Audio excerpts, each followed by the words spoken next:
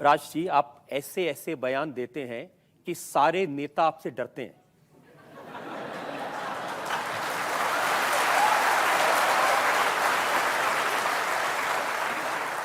मैं जो कहता हूं वो सच कहता हूं, इसलिए शायद वो डरते होंगे। आप किसी को कहीं भी कभी भी कुछ भी कह सकते हैं। मैं आपको उदाहरण बताता हूं। आपने कहा पृथ्वीराज चव्हाण बिना पगड़ी के मनमोहन हैं। हाँ, क्योंकि वो बात नहीं करते। और महाराष्ट्र में देखा जाए तो वो आप किसी को भी पूछ लेंगे तो पता चलेगा वो काम भी नहीं करते। सो मुझे तो मनमोहन सिंह जी के बारे में इतना मालूम नहीं, लेकिन जितना मैंने पढ़ा है वो कुछ सेम है। कुछ वो भी बोलते नहीं, ये भी बोलते नहीं, वो भी कुछ काम करते नहीं, ये भी कुछ काम करते नहीं। तो मुझे लगा बिना पगड़ी के मनमोहन होंगे ये। आपके समर्थक कहते हैं राज ठाकरे पालक और अजीत पवार बालक। नहीं, मुझे नहीं मालूम। ये भी देखिए, ये भी आप ही के लोगों ने पोस्टर निकाला। ये आपकी तस्वीर पालक, ये उनकी तस्वीर बालक। नहीं होगा, किसी ने किया होगा, मुझे नहीं मालूम। अच्छा हुआ आपने बताया।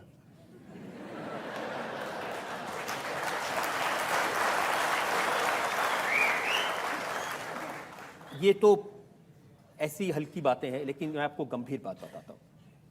ये आपने कहा अगर अजीत पवार अपने आसपास पुलिस का घेरा हटा के आए तो अपने पैरों पर चलकर वापस नहीं जाएंगे। जी बिल्कुल कहा था। मैंने इसलिए कहा था क्योंकि मैं लास्ट ईयर मेरी 5 या 6 जगह पे मेरी रैली हुई थी, और वहाँ पे तो पॉलिटिकल एलिगेशन तो होंगे ही रैलीज़ में। और एक जगह पे मैं गया था, वहाँ पे उनके लोगों ने कुछ पथराव किया था हमारी गाड़ियों के ऊपर। सो मुझे लगता है उस वक्त मैंने ये स्टेटमेंट। इसका मतलब जानते हैं? बिल्कुल। हाथ पैर तोड़ के भेजेंगे। बिल्कुल। और कहा कि घर में घुस के मारेंगे। बिल्कुल।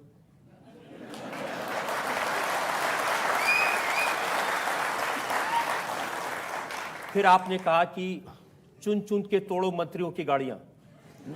ये मुझे लगता है कि ये शरद पवार साहब की बेटी ने कहा था। बिल्कुल ठीक आपने, आप बिल्कुल याददाश्त अच्छी है। लेकिन जब उन्होंने कहा तो मुझे आपने क्या कहा है, कि जरूर करेंगे। मैंने जितना भी आज तक जो भी कुछ कहा है मुझे याद है, और दूसरों ने भी कुछ कहा है वो भी मुझे याद है।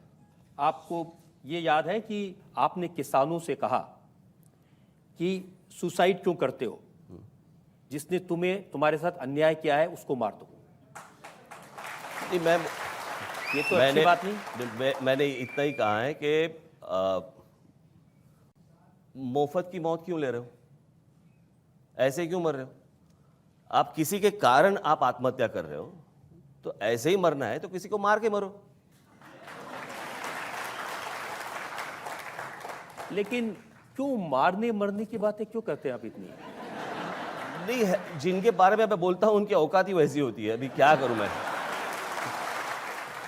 आपको ये याद है कि जब टोल के ऊपर आपने तोड़फोड़ की आपके लोगों ने जाकर, तो आपने कहा कि मुख्यमंत्री ने वादा किया है कि टोल नीति बदलेंगे आचार संहिता हटने के बाद। याद है जी। इंडिया टीवी के संवाददाता से बात करते हुए ये कहा कि टोल का कोई झोल नहीं है, मैंने राज को कोई आश्वासन नहीं दिया और कुछ नहीं करने वाला हूं मैं इसमें। कुछ नहीं करने वाले हैं वो तो मुझे मालूम था, अभी हम ही करेंगे, वो बात अलग। लेकिन मुझे मालूम था कि वो झूठ बोलेंगे, इसलिए मैंने उस मीटिंग में जब मैं गया था तो साथ में मैंने कुछ पत्रकारों को मैं लेके गया था। कुछ संपादक थे, कुछ चैनल के लोग थे, कुछ न्यूज़पेपर के लोग थे। उनके सामने उन्होंने ये बात की है। सो ऐसी बात नहीं है कि सिर्फ वो उन्होंने मेरे सामने बात की, तो उनके सामने बात की। आप कभी उनको पूछ सकते हैं कि उन्होंने क्या आश्वासन दिया था या क्या बात की थी, आप उनको भी पूछ सकते हैं। मैंने उनको कहा था कि 22 ऐसे टोल हैं महाराष्ट्र में कि जहां पे जिसकी कॉस्ट 2 करोड़ 3 करोड़, रोड की 5 करोड़, अभी उसको पूरा मिला के अगर होता है कुछ 100 करोड़ मैक्स। हर जगह पे अगर आप 2 करोड़ का काम है, वहां पे अगर आप टोल लगाएंगे, बराबर, तो वो टोल उनको दिया है कुछ 23 साल के लिए, 22 साल के लिए। अभी वहां पे अगर 22 साल के लिए टोल देंगे तो 2 करोड़ तो क्या एक 1.5 साल में कवर हो जाएंगे। तो 22 साल, 23 साल, 25 साल वो टोल देने की क्या ज़रूरत है? तो उन्होंने कहा था कि नहीं, मुझे पता चल गया, मैं ये कैंसिल कर दूंगा टोल। टोल रुकवाना चाहिए, गलत हो सकता है। जिस तरीके से आप रुकवा रहे हैं तोड़ फोड़ के, राज ठाकरे गाड़ियों में बैठ के काफिला जाता है। सीधी भाषा समझ में नहीं आती तो मेरे पास दूसरी भाषा है ही कहाँ।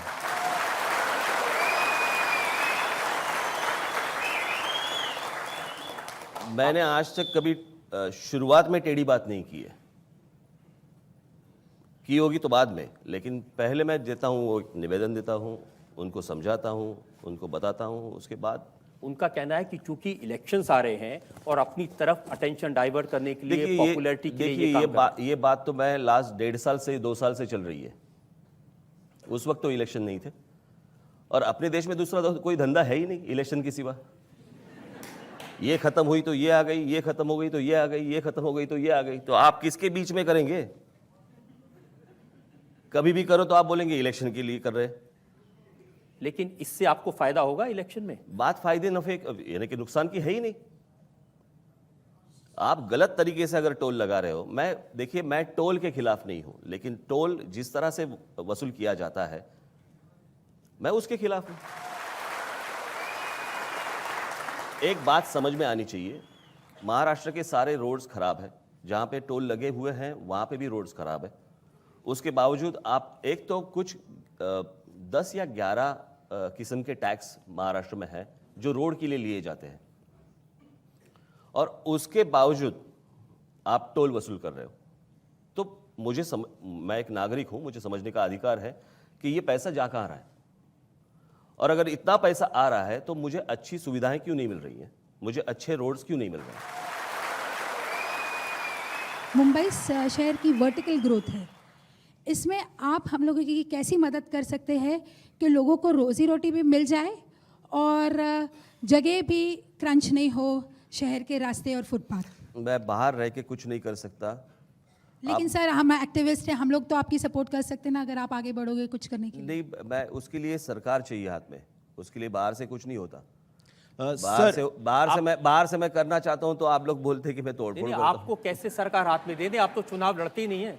क्या आप कहां चुनाव लड़ते हैं? बात चुनाव लड़ने की नहीं है, अगर सत्ता हाथ में आती है तो चीफ मिनिस्टर जरूर बनूंगा।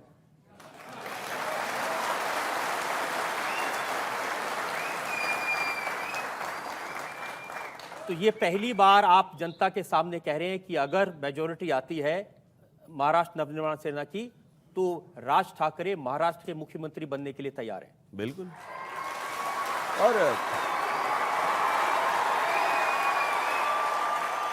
मुख्यमंत्री बनने की ऐसी कोई मेरी चाहत नहीं है कि मैं जाके उस वर्षा बंगले में जाके बैठ जाऊं।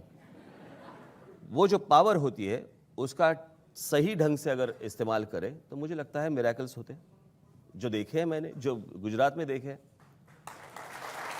अपने यहाँ पे क्या होता है कि बहुत बार जो बैठते हैं कुर्सी के ऊपर वो मालिक बन के बैठते हैं, मुझे लगता है ट्रस्टी बन के बैठना चाहिए, और ट्रस्टी बन के नहीं बैठते इसलिए ट्रस्ट नहीं होता हमारा।